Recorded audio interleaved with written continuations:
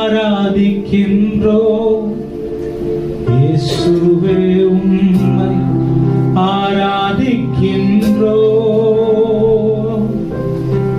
உம்மை ஆராதிக்கின்றோம். இயேசுவே உம்மை ஆராதிக்கின்றோம். சொல்லுங்க, நீர் நல்லவர், நீர் நல்லவர், சர்வ வல்லவர், உம்மை போலோர் இல்லை. நீர் நல்லவர், சர்வ வல்லவர், உம்மை போலொரு தெய்வம் இல்லை. ஹல்லேலூயா, ஹல்லேலூயா, ஹல்லேலூயா, ஹல்லேலூயா, ஹல்லேலூயா, ஹல்லேலூயா, ஹல்லேலூயா, ஹல்லேலூயா. ஆவியான என்னையும் உம் பிள்ளையாய் மாற்றினீர். ஆவியான என்னையும்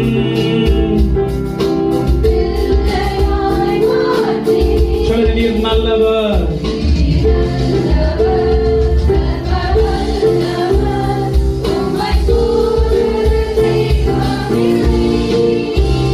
நீர் நல்லவர், சர்வ வல்லவர், உம்மை போலொரு தெய்வம் இல்லை. ஹல்லேலூயா, ஹல்லேலூயா, ஹல்லேலூயா, ஹல்லேலூயா. என்னை அழைத்தவரே, நீர் உண்மை உள்ளவரே. என்னை அழைத்தவரே, நீர் உண்மை உள்ளவரே. நீர் நல்லவர், உம்மை போலொரு தெய்வம் இல்லை. நீர் நல்லவர், சர்வ வல்லவர், உம்மை போலொரு தெய்வம் இல்லை. ஹல்லேலூயா, ஹல்லேலூயா, ஹல்லேலூயா, ஹல்லேலூயா, ஹல்லேலூயா, ஹல்லேலூயா, ஹல்லேலூயா, ஹல்லேலூயா.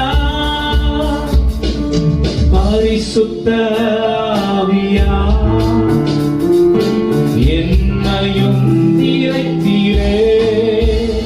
உங்க பரிசுத்த ஆவியார்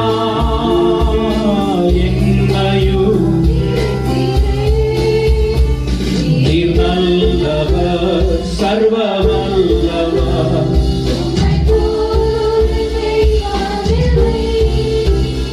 நீர் நல்லவர், சர்வ வல்லவர், உம்மை போலொரு கரங்களை உயர்த்தி கண்களை மூடி சொல்லுங்க. ஹல்லேலூயா, ஹல்லேலூயா, ஹல்லேலூயா, ஹல்லேலூயா, ஹல்லேலூயா, ஹல்லேலூயா, ஹல்லேலூயா. சொல்லுங்க, உம்மை உம்மை ஆராதிக்கின்றோம். இயேசுவே உம்மை. ಎಲ್ಲರೂ இப்போ எங்க கூடி வந்திருக்கிறோம்? ನಾವೆಲ್ಲರೂ ಎಲ್ಲಿ ಕೂಡಿ ಬಂದಿದ್ದೇವೆ? ஏன் இந்த கேள்வி ஒவ்வொரு முறையும் கேட்கிறேன் என்றால், நம்ம எங்க இருக்கிறோங்கிற அந்த தெளிவு உங்களுக்கு இருந்தாதான் தொழுகையும் வார்த்தையும் உங்கள் வாழ்க்கையில் கிரியை செய்யும். உங்கள் வாழ்க்கையை நீங்கள் காத்துக்கொள்ள முடியும். இந்த தெளிவு இல்லைன்னா ட்ரெயினில் இருக்கிற போல வெளியில் போயிட்டு என்ஜாய் பண்ணுற போல இந்த இடத்துல இருந்தால் உங்கள் ஆத்மா வீணாக போயிடும், கெட்டு போயிடும். ரொம்ப கவனம் வைக்க வேண்டும். ಯಾಕೆ ಈ ಪ್ರಶ್ನೆ ನಿಮ್ಮನ್ನು ಕೇಳುತ್ತೇವೆ ಎಂಬುದಾಗಿ ನೋಡುವುದಾದರೆ ನಮ್ಮ ತಿಳುವಳಿಕೆಯು, ನಮ್ಮ ಯೋಚನೆಯು, ನಮ್ಮ ಗ್ರಹಿಕೆಯು ಆತನೊಂದಿಗಿರಬೇಕು. ಮಾಡುವಂತಹ ಆರಾಧನೆಗಳು, ಹಾಡುಗಳು, ಎಲ್ಲ ಕಾರ್ಯಗಳು ಆತನಿಗೆ ಮುಖ್ಯತ್ವವನ್ನು ಕೊಟ್ಟು ನಮ್ಮ ಯೋಚನೆ ಅಲ್ಲಿ ಇರುವುದಾದರೆ ಮಾತ್ರ ಅದು ಪ್ರಯೋಜನ. ಇಲ್ಲದಿದ್ದರೆ ನಾವು ಟ್ರೈನಲ್ಲೋ ಬಸ್ಸಲ್ಲೋ ಹೋಗುವಂತಹ ಪ್ರಕಾರವಾಗಿ ಇರುತ್ತದೆ. ஒரு நாடும் பார்ப்பது கேட்பது இதெல்லாம் பார்த்தா நரகம் ரொம்ப நெருங்கிட்டு இருக்கு. நரகம் இதை நோக்கி கூட்டம் அதிகமா போய்கிட்டு இருக்கு. ஏன்? விடுதலை இல்லாமல் இங்க சொல்லப்படுகிற வார்த்தைக்கு அர்ப்பணித்து கீழ்ப்படியாததுனால நரகம் நிரம்புறதுக்கு தான் நீங்க எல்லாம் உங்களை காத்து கொண்டீங்கன்னா போக மாட்டீங்க. திரள் கூட்டம் அதை நோக்கி தான் தீவிரமாய் போய் கொண்டிருக்கிறது.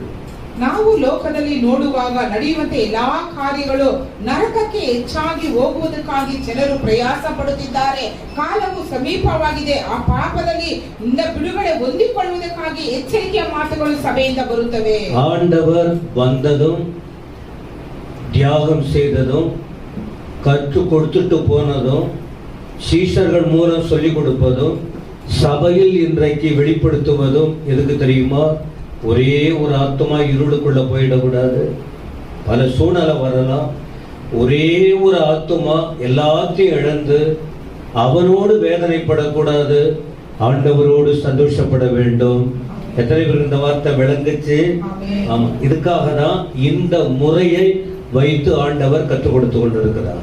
ಯೇಸು ಸ್ವಾಮಿ ಲೋಕದಲ್ಲಿ ಬಂದು ತನ್ನ ಶಿಷ್ಯರಿಗೆ ಯಾವ ರೀತಿ ಕಳಿಸಿಕೊಟ್ಟರು ಅದೇ ರೀತಿಯಾಗಿ ಈಗ ಸಭೆಯ ಸಭಾ ಪಾಲಕರನ್ನಿಟ್ಟು ನಮಗೆ ಹೇಳಿಕೊಡುವುದಕ್ಕಾಗಿ ದೇವರು ಅವರೊಟ್ಟಿಗೆ ಮಾತನಾಡಿ ಹೇಳಿಕೊಡುವಂತಹ ಕಾರ್ಯಗಳು. ಯಾಕೆಂದರೆ ಪರಲೋಕಕ್ಕೆ ಎಲ್ಲರೂ ಹೋಗಬೇಕು, ಒಂದು ಆತ್ಮವು ನಷ್ಟವಾಗಿ ನಾಶವಾಗಿ ಹೋಗಬಾರದು ಎಂಬ ಉದ್ದೇಶದಿಂದ இந்த மே மாதத்தில் உங்களுக்கு சொல்லப்பட்ட வார்த்தை என்ன?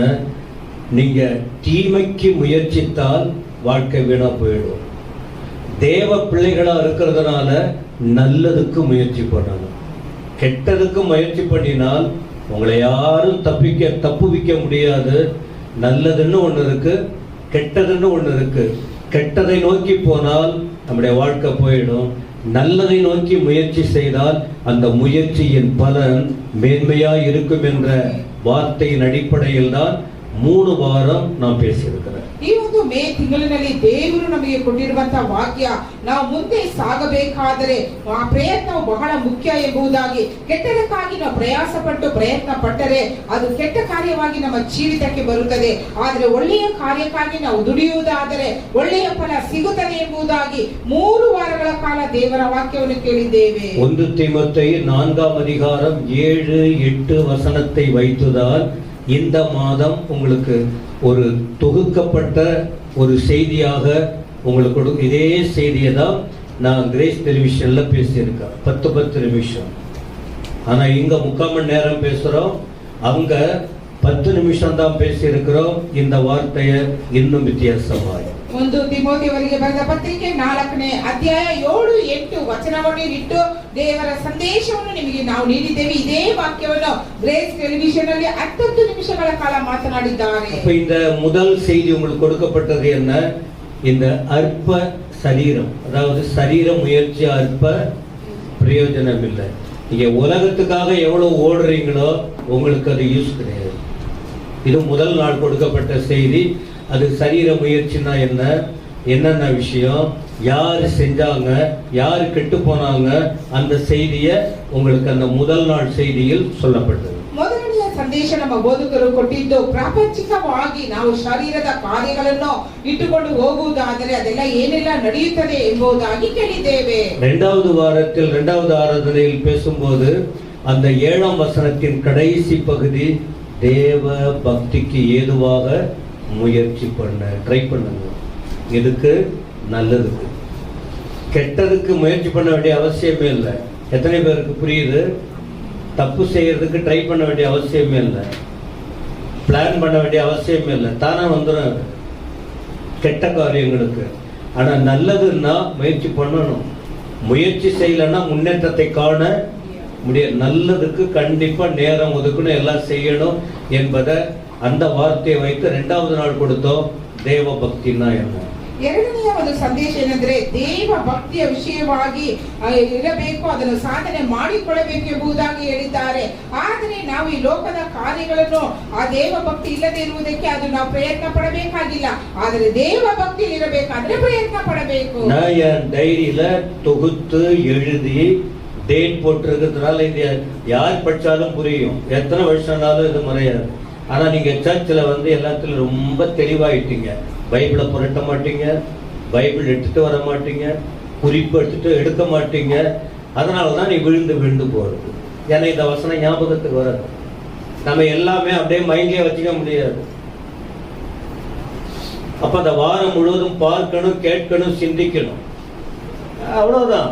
உங்க ஆத்மா உங்களுக்கு எதுல வாஞ்சா இருக்கோ அதை பொறுத்து நீங்க முன்னேறினீங்கன்னா நல்லா இருக்க போறீங்க.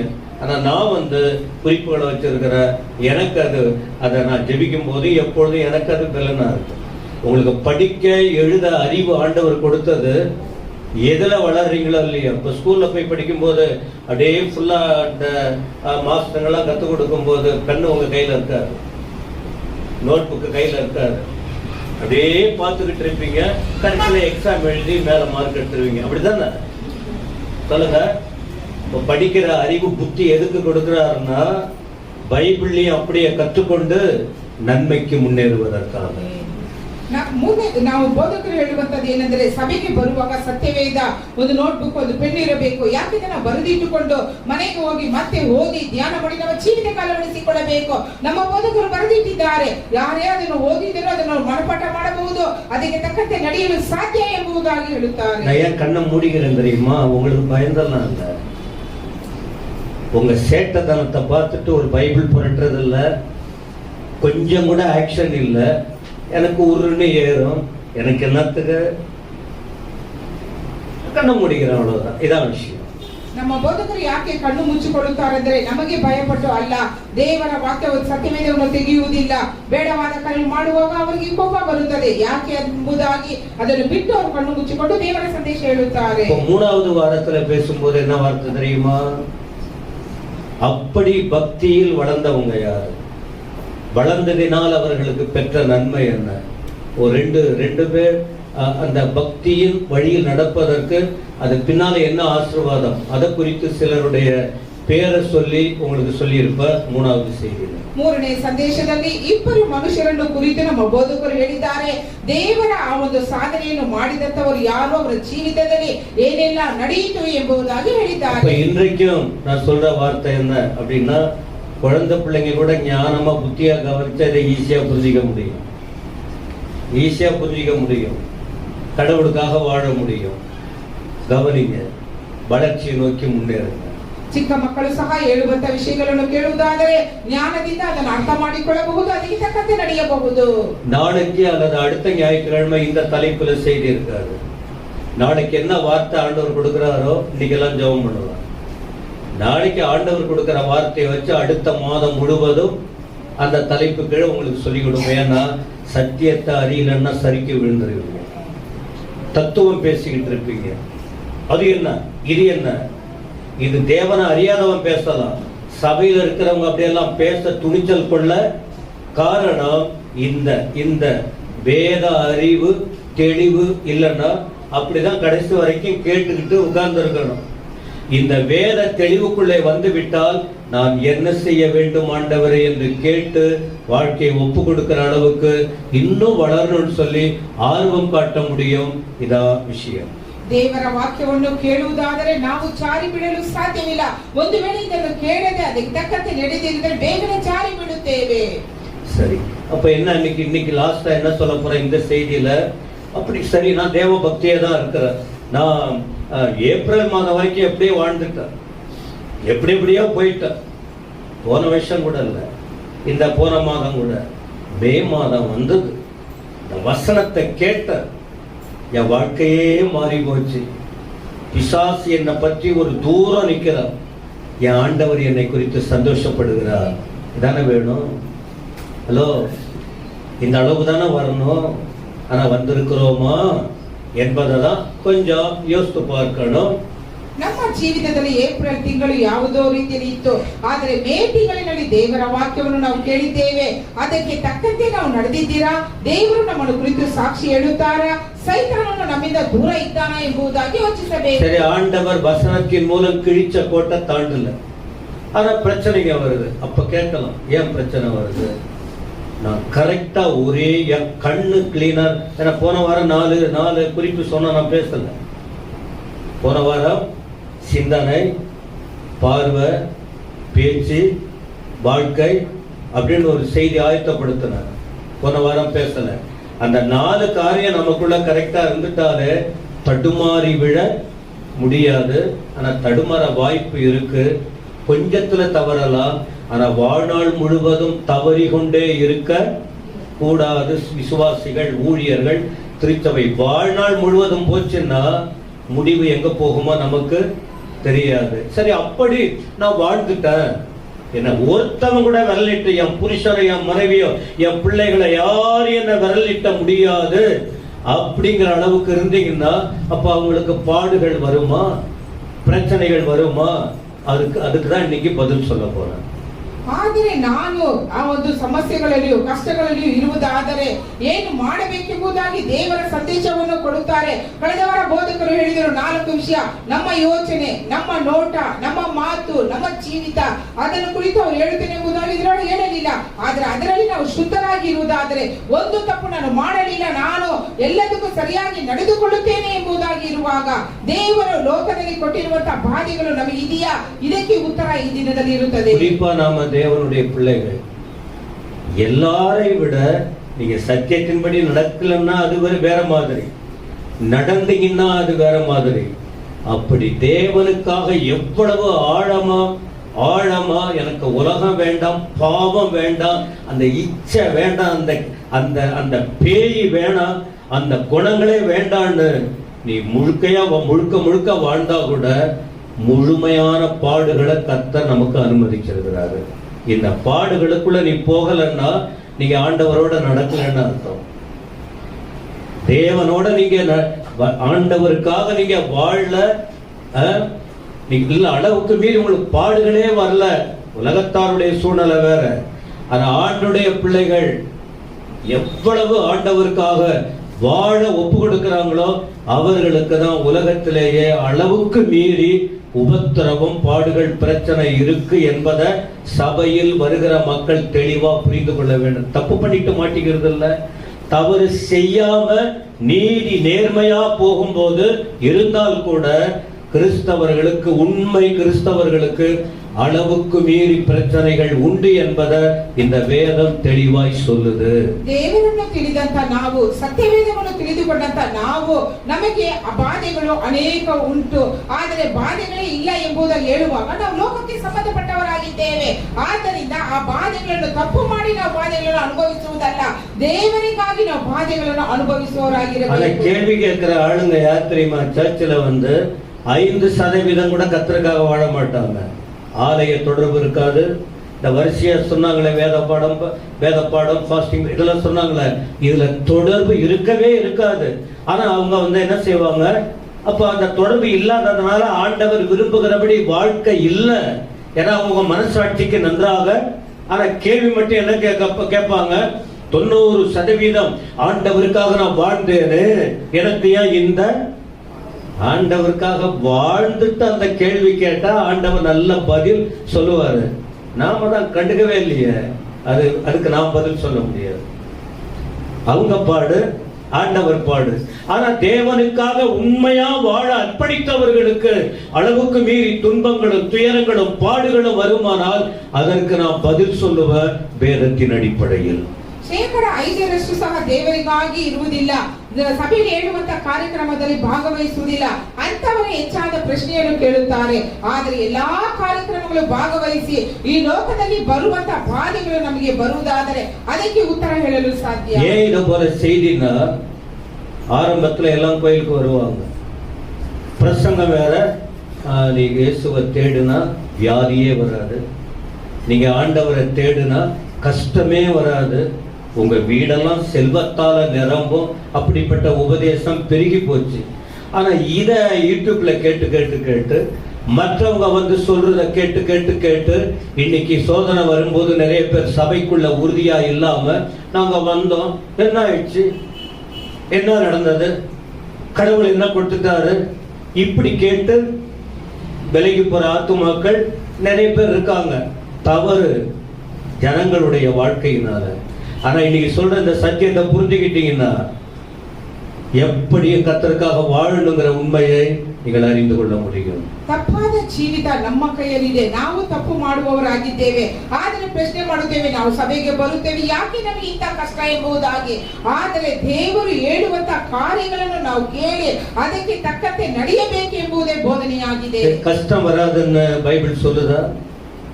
வியாதி வராதுன்னு வேதம் சொல்லுதா? சோதனைகள் வராதுன்னு வேதம் சொல்லுதா? தேவனை அறியாதவன் சொல்லுவான் நம்ம பார்த்து.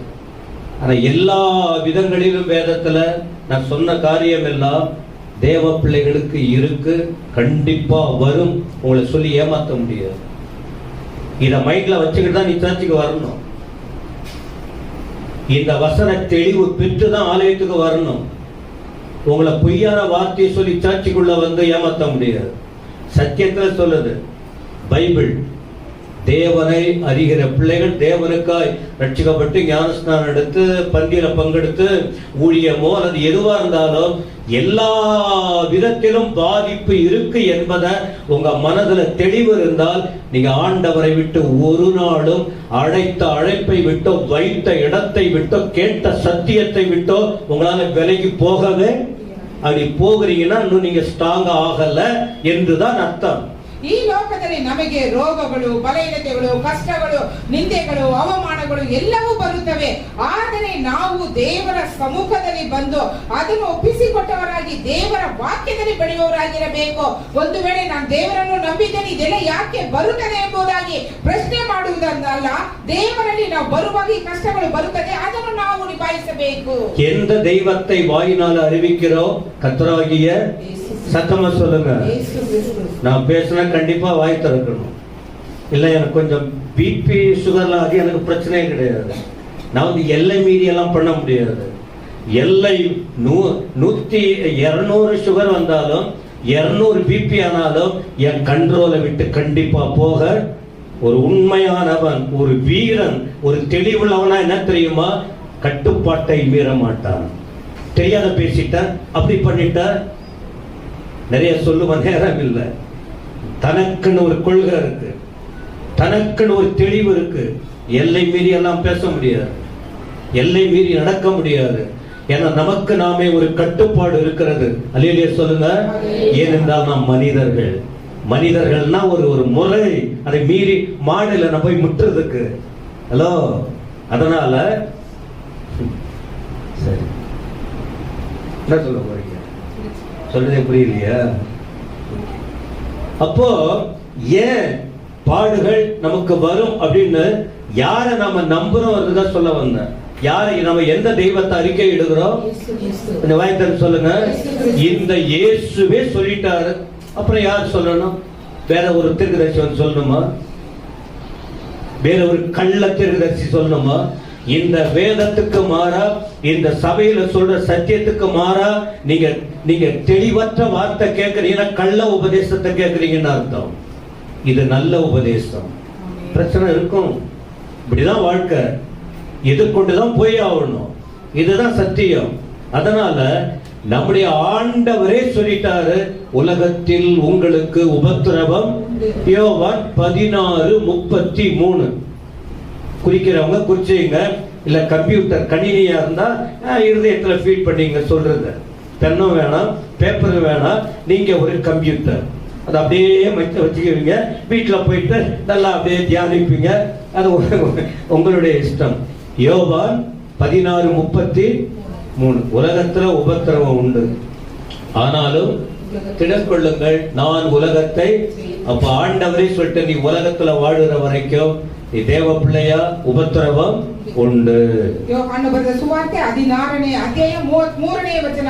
ಲೋಕದಲ್ಲಿ ನಿಮಗೆ ಸಂಕಟ ಉಂಟು, ಧೈರ್ಯವಾಗಿರ್ರಿ, ನಾನು ಲೋಕವನ್ನು ಜಯಿಸಿದ್ದೇನೆ ಎಂದು ಹೇಳಿದನು. இப்ப என்ன பாருங்க, அப்போ உபத்திரவம் வரும்போது யார் மூலமாவும் வரும்? எப்படி வேணாலும் வரும், விட்டுட்டு ஓடிடலாமா? புருஷனுக்கு உனக்கு உபத்திரவம் வருது, விட்டுட்டு ஹலோ மனைவி, உங்க கணவனுக்கு உங்க மனைவி விட்டு ஓடிடலாமா? அது குடும்பமா? இப்ப சபையை மட்டும் விட்டு ஓடிடலாமா? அவர் மணவாளன், நீ மணவாட்டி. இதாவது மற்ற உலக காரியம், இது உன்னத தேவன் உயிர் கொடுத்து உன்னை மீட்டிருக்காரு, ஓடிடலாமா? உபத்திரம் வந்துச்சு, ஓடிடலாமா? அப்ப சத்தியம் அவன் சொல்லிட்டான், இவங்க சொல்லிட்டாங்க, அவங்க பண்ணிட்டாங்க, மணவாளனை விட்டுட்டு ஓடிடலாமா? சொல்லுங்கம்மா. இதை ஏன் சொல்றேன்னா, கடைசி வரைக்கும் அவரே தான் சொன்னாரு, உலகத்துல வாழுற வரைக்கும் உபத்திரவம் உண்டு. அது யார் மூலமா கூட வரும், யார் மூலமா கூட வரும், சகிக்க வேண்டும். கர்த்தரே சொன்னார். ஆனா சொன்னவர் சொல்றாரு, அதிலிருந்து தப்பிக்க வழியை கத்து கொடுக்கிறார். ஆமென். எல்லாரும் சொல்லுங்க. ಕುಟುಂಬಗಳಲ್ಲಿ ಸಮಸ್ಯೆಗಳು ಬರುತ್ತವೆ. ನಾವು ಗಂಡನನ್ನು ಅಥವಾ ಹೆಂಡತಿಯನ್ನು ಬಿಟ್ಟು ಹೋಗುತ್ತೇವಾ? ಇಲ್ಲ. ಅದೇ ರೀತಿಯಾಗಿ ಸಭೆಯಲ್ಲಿ ಸಮಸ್ಯೆಗಳು ಬರುವಾಗ ಸಭೆಯನ್ನು ಬಿಟ್ಟು ನಾವು ದೂರ ಹೋಗಬಾರದು. ಯಾಕೆಂದರೆ ದೇವರೇ ಹೇಳುತ್ತಾರೆ, ಲೋಕದಲ್ಲಿ ನಿಮಗೆ ಉಪದ್ರವ ಉಂಟು ಎಂಬುದಾಗಿ. ಸೌಲ್ துன்பப்படுத்தினார், எல்லாரையும் பாடுபடுத்தி. யார குடும்பப்படுத்தினாரு? சபையதான். சவுல் யார அடிச்சு துன்பப்படுத்தினார்? அப்ப சாத்தானுடைய நோக்கமே, குறிக்கோளே எதுதான் சொல்லுங்க? சபை. சத்துருவின் தூண்டுதலே எதுதான்? அதனால எங்க போனாலும் சபை தான் பாதிக்கப்படும். யாராவது பேசுங்க. போன வாரத்துல கூட சில செய்திகள் நான் பப்ளிக்ல சொல்ல முடியாது, சிலதெல்லாம் சில ஐயாங்க சொல்லிடுவாங்க, எனக்கு சொல்ல கஷ்டம் இல்லை. ஆனா நீங்க புரிஞ்சுக்கணும், நீங்க எப்படி வாடுறீங்க. இப்படிப்பட்ட வார்த்தைகளை சொல்லும் போது உங்களுடைய நடைமுறை பாவனை, உங்களுடைய வாழ்க்கை முறை, பேச்சுவார்த்தை, சம்பாஷணைகள் என்னங்கிறத நீங்க ஆண்டவருக்கு முன்னால நீங்களே புரிஞ்சுக்கணும். மேடையிலிருந்து நான் சொல்ல முடியாது. ஏன்னா நீதிபதி அவர் தான். உங்களை பிறக்க வச்சவர் அவர், உங்களுக்கு சாப்பாடு கொடுக்கிறவர் அவர், உங்களை வழி நடத்துகிறவர் அவர், கடைசி வரை காக்கிறவர் அவர், கடைசியில நியாயம் தீர்க்க போகிறவர் அவர். அதனால இது சொல்லும் போது உங்க ஆத்மாவை நீங்க தான் காத்துக்கணும். உங்க வாழ்க்கை என்னன்னு. ಸೌಲನ್ನು ನೋಡುವಾಗ ಸಭೆಯನ್ನು, ದೇವರ ಮಕ್ಕಳನ್ನು ಕಷ್ಟಪಡಿಸಿದನು. ಕಡೆಯದಾಗಿ ನೋಡುವಾಗ ದೇವರವರನ್ನು ಸಂಧಿಸಿದರು. ಆದರೆ ನಾವು ನಮ್ಮ ಮಾತು, ನೋಟ, ಕ್ರಿಯೆಗಳು, ನಮ್ಮ ಜೀವಿತ, ನಾವು ಅದನ್ನು ಪರಿಶೋಧಿಸಿಕೊಳ್ಳಬೇಕು. ಯಾಕೆಂದ್ರೆ ನ್ಯಾಯ ತೀರ್ಪಿನ ದಿನಗಳಲ್ಲಿ ಲೆಕ್ಕ ಕೊಡುವವರಾಗಿದ್ದೇವೆ. இந்த பவுல் மற்றவங்களை துன்பப்படுத்தினாலும் இந்த சவுல் ஆண்டவர் சந்தித்தார். அவர் என்ன சொன்னார் தெரியுமா? துன்பப்படுத்தினவர் இப்ப துன்பப்படுறார், மற்றவங்களை அடித்தவர் இப்ப அடி வாங்குறாரு, மற்றவங்களை அவமானப்படுத்தினவர் இப்ப அவமானப்படுறாரு. இப்ப அவர் சொல்றாரு, நீ தேவ பக்தியா நடக்க விரும்புறியா? உலகம் வேணாம், இந்த உலக பாவம் வேணாம், உலகத்தின் எந்த பெருமை வேணாம், எனக்கு ஆண்டவர் தான் வேணும் அப்படின்னு நீ விரும்புறியா? கண்டிப்பா துன்பப்பட வேண்டும் என்று அவர் சொல்றார். 2 தீமோத்தேயு 3:12, 2 தீமோத்தேயு 3:12 துன்பப்படுத்தின அல்லது துன்பப்பட்ட அனுபவத்தை, அந்த அனுபவத்துக்குள்ளே வந்த சவுல் பவுலாய் மாறின பிறகு இளம் ஊழியராகிய தீமோத்தேயுக்கு சொல்றாரு, நீ உஷாரா இருப்பா, தேவ பக்தியா யாரு நடக்க விரும்பினாலும், ஆண்களோ பெண்களோ வாலிபர்களோ வயதானவர்களோ, ஆண்டவருக்காக நீ வாழ ஆரம்பிச்சிட்டீன்னா உனக்கு துன்பம் உண்டு. ஆனா அந்த துன்பத்தை விட்டு விலகி ஓடக்கூடாது என்று தெளிவா எழுதியிருக்கிறார். சத்தம் ஆமென் சொல்லுங்க பார்க்கலாம். ಸೌಲನು ಜನರನ್ನು ಹಿಂಸೆ ಪಡಿಸಿದರು, ಸಭೆಗಳಿಗೆ ಹಿಂಸೆ ಕೊಟ್ಟರು, ಅನೇಕರನ್ನು ಬಾಧಿಸಿದರು. ಆದರೆ ಆ ಬಾಧೆ ಪಡಿಸಿದಂತ ಮನುಷ್ಯನು ಜನರಿಂದ ಬಾಧೆಗೊಳಗಾದನು. ಆಗ ಹೇಳುವಂತ ವಾಕ್ಯ 2 ತಿಮೋಥೆಯವರಿಗೆ ಬರೆದ ಪತ್ರಿಕೆ 3ನೇ ಅಧ್ಯಾಯ 12ನೇ ವಚನ, ಕ್ರಿಸ್ತ ಯೇಸುವಿನಲ್ಲಿ ಸದ್ಭಕ್ತರಾಗಿ ಜೀವಿಸುವುದಕ್ಕೆ ಮನಸ್ಸು ಮಾಡುವವರೆಲ್ಲರೂ ಹಿಂಸೆಗೊಳಗಾಗುವರು ಎಂಬುದಾಗಿ. இதை போல வசனத்தை கேட்டுட்டு அப்புறம் விலகி போகலாமா? நமக்கு ஆண்டவர் உணவு எதின் மூலம் வச்சிருக்காரு? வசனம். இந்த செய்தி மூலமா தான் இந்த ஆத்துமா பலனடைய, சோதனை வரும்போது, பல பல பல பல கஷ்டங்கள் வரும்போது நம்ம பின்னால உணர்வது, ஐயோ முட்டாளாயிட்டாரு, ஐயோ தப்பு பண்ணிட்டாரு, ஐயோ இந்த சூழ்நிலைக்குள்ள போயிட்டாரு, தெரியலையே. ஆனாலும் தெரிந்து கொள்வதற்கு தான் கர்த்தர் உங்கள் ஆத்மா வீக் ஆகாம, உங்க ஆத்மா பலனடைந்து ஆண்டவருக்காக இருப்பதற்கு வசனத்தை கோடிட்டு காட்டி ஆரம்ப நாள் முதல் இப்படிதான் ஆண்டவர் பேசிக்கிட்டு இருக்கார். 1000 வருடமா.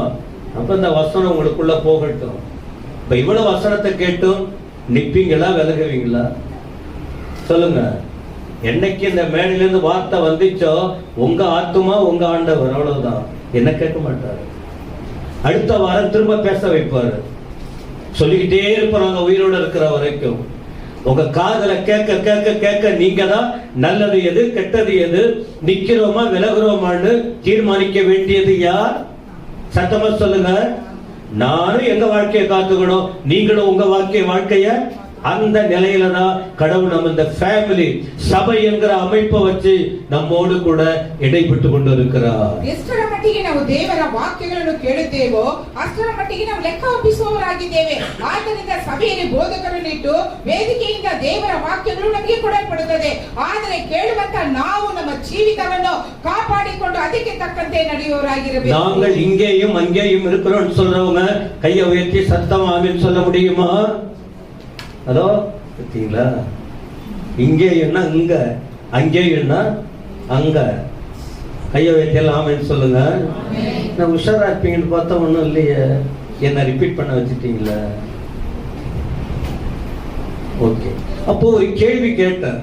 இது நேற்று காலையில என் செய்தி தொகுக்கிறதே நான் எங்க தெரியுமா? சர்ச்சி புது இடத்துல எல்லா மெசேஜ்.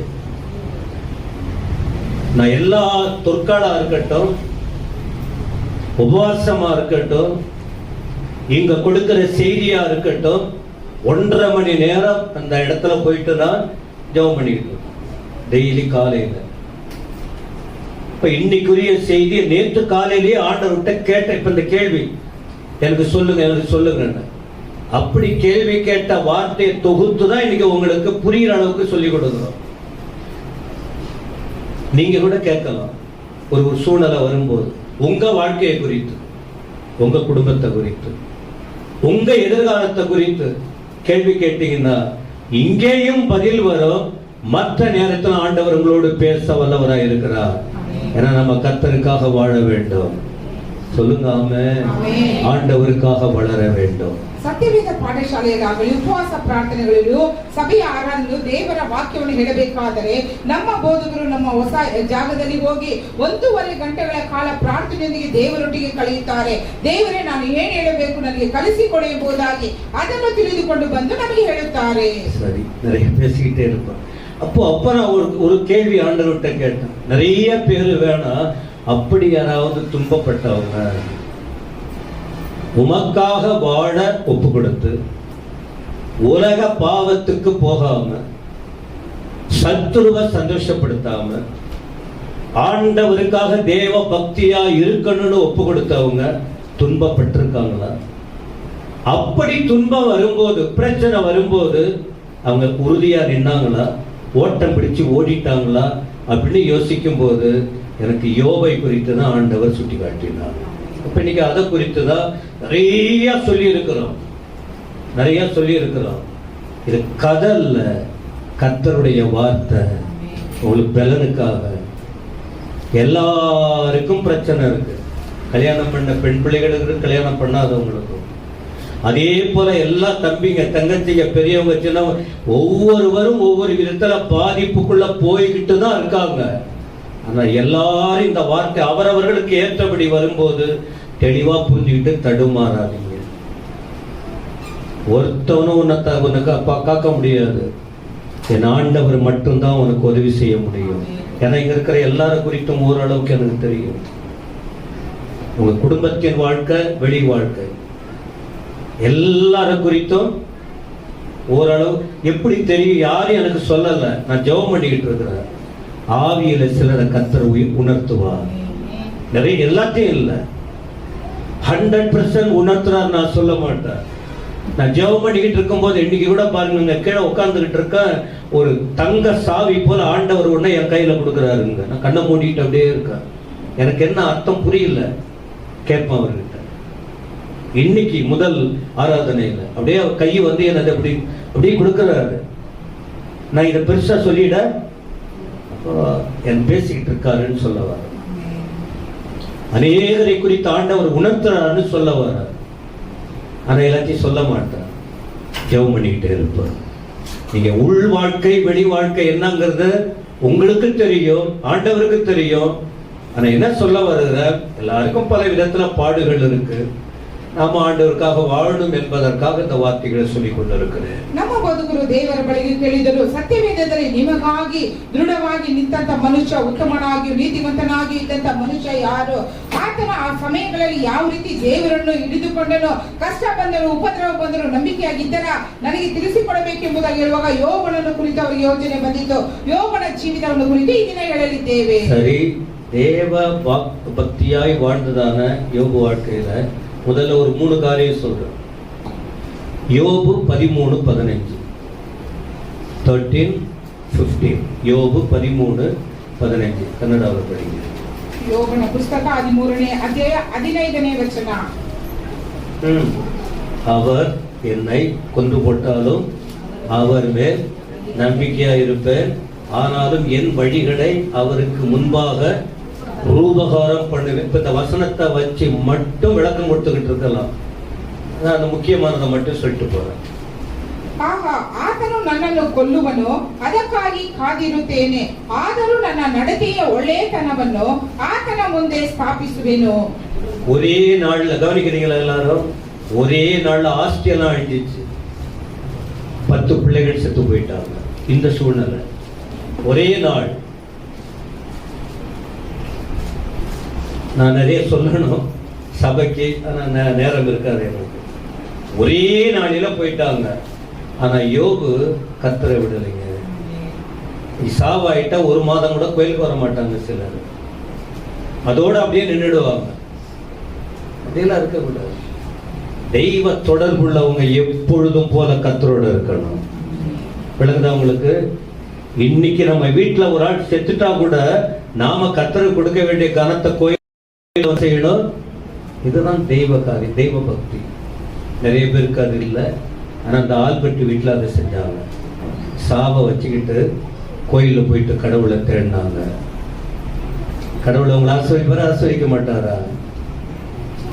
தலையாவது ஆட்டுங்க. புரியுதோ புரியலையோ, கர்த்தருக்கு ಸ್ತೋತ್ರಂ. ಯೋಬನಿಗೆ ಇದ್ದಂತೆ ಎಲ್ಲ ಆಸ್ತಿಯು ನಷ್ಟ ಉಂಟಾಯಿತು. ಆತನ ಮಕ್ಕಳೆಲ್ಲರೂ ಸತ್ತು ಹೋದರು. ಅಂತ ಸಂದರ್ಭದಲ್ಲಿ ಸಹ ದೇವರನ್ನು ಬಿಟ್ಟು ಬಿಡಲಿಲ್ಲ ಎಂಬುದಾಗಿ ನೋಡುತ್ತೇವೆ. அப்போ இந்த ஒரே நாளில சாவும், ஒரே நாளில எல்லாம் அழிஞ்சு போன பின்பு யோபினுடைய அறிக்கை என்ன? என்ன கொண்டு போட்டா கூட யார் மேல நம்பிக்கையா இருப்ப? சொல்லுங்க. பாடுகள் வராதா? யோபு கிட்ட வந்து எந்த தப்பும் இல்லையே. பைபிள் படிச்சு பார்த்தீங்கன்னா, நீங்க தேடி பார்த்தீங்கன்னா எந்த தவறும் இல்லையே. அப்படிப்பட்ட மனுஷன் வாழ்க்கையில சாவும் இழப்பும் வந்தது, கடவுளை விடலையே. நீங்க கோயிலை விட்டுடுறீங்களே. நிறைய சொல்ல முடியும், வேண்டாம். சொல்ற வார்த்தை நீங்க கேட்டு வாழ்ந்தாலே போதும். ஒரே நாள்ல போச்சு. அவர் சொல்றாரு, என்னையும் அவர் கொண்டு போட்டாலும் அவர் மேல நம்பிக்கையா? அந்த நம்பிக்கை இருக்கா சபை மக்களுக்கு? இது வரைக்கும் இல்லைன்னா வளர்த்துக்கணும். எதுவும் நடக்கும். புருஷனும் செத்து போவார், மனைவியும் போவாங்க, பிள்ளைகளும் போவாங்க, எல்லாரும் போவாங்க.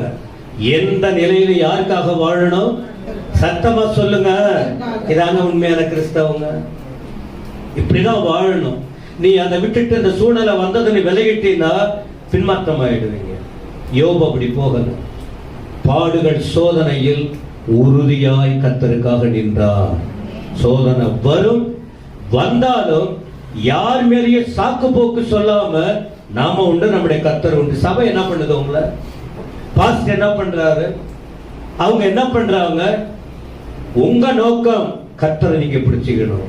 அல்லேலூயா சொல்லுங்க. ஆமா. இதுல எத்தனை பேர் இந்த வார்த்தை விளங்குது? உறுதியா இருப்பீங்களா, இருக்க மாட்டீங்களா? ஏன்னா பாதிக்கப்பட்டவங்களா இருக்காங்க நிறைய பேர். நான் வீடுகளை சந்திச்சு வரேன், ஒரு வீட்டையும் சந்திச்சு வரேன். எனக்கு தெரியும் இங்க இருக்காங்க.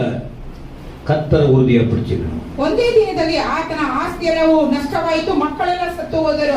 ಆದರೂ ದೇವರ ಮೇಲೆ ನಂಬಿಕೆಯುಳ್ಳವರಾಗಿದ್ದರಿಂದ ಆತರು ಹೇಳುತ್ತಾರೆ, ನನ್ನನ್ನು ಕೊಂದು ಹಾಕಿದರೂ ನಾನು ಅವರಿಗಾಗಿ ಕಾದಿರುತ್ತೇನೆ ಎಂಬುದಾಗಿ. ಹಾಗಾದರೆ ನಮ್ಮ ನಂಬಿಕೆ ಯಾವ ರೀತಿ ಇದೆ? இந்த வார்த்தையை கவனிங்க. பாடுகள் தேவனை விட்டு பிரிக்க அல்ல, உறுதியாய் தேவனை உலகுக்கு வெளிப்படுத்த. இந்த வார்த்தையை கவனிங்க. பாடுகள் யாரை விட்டு பிரிக்க அல்ல, சொல்றதுதான் வாயத்தில் சொல்லுங்களேன். பாடுகள் தேவனை விட்டு பிரிக்க அல்ல. அப்ப அதற்கு பதில் ஆண்டவருக்காக உறுதியா நாம இருக்கிறத ஜனங்கள் அறிந்து கொள்ளணும். அதுக்காக தான் பாடுகள் வருது. பாடுகள் வரும்போது ஓட்டம் பிடிக்கிறது இல்ல, நிந்தையோ அவன் எது வந்தா கூட சரி. இப்ப நான் தப்பு பண்ணிட்டேன், நான் விட்டுற முடியாது ஆண்டவர். நான் பிரசங்கம் பண்றதை விட முடியாது, நான் எழுந்திச்சிருவேன். சாத்தா என்னை தள்ளுறான் கீழே, உலகம் தான் தூற்றும், உலகம் தூற்றும். நான் அதுக்காக விட்டு விட, எழுந்து உபவாசித்து ஜெபித்து நான் மீண்டும் கர்த்தருடைய வேலையில நிக்கணும். சோதனை வந்தது. இன்னைக்கு நிறைய பேர் தூற்றி என்ன நடக்குதுன்னு வச்சீங்களா, என் இடத்துல நான் எழும்பணும், என் ஆண்டவருக்காக. ஏன்னா சாத்தா நோக்கமே நான் அடிச்சு தள்ளுறதுக்குதான். அந்த தந்தரத்தை பார்த்து நாம எழும்பி விட்டால் கர்த்தருடைய நாமம் மகிமைப்படும்.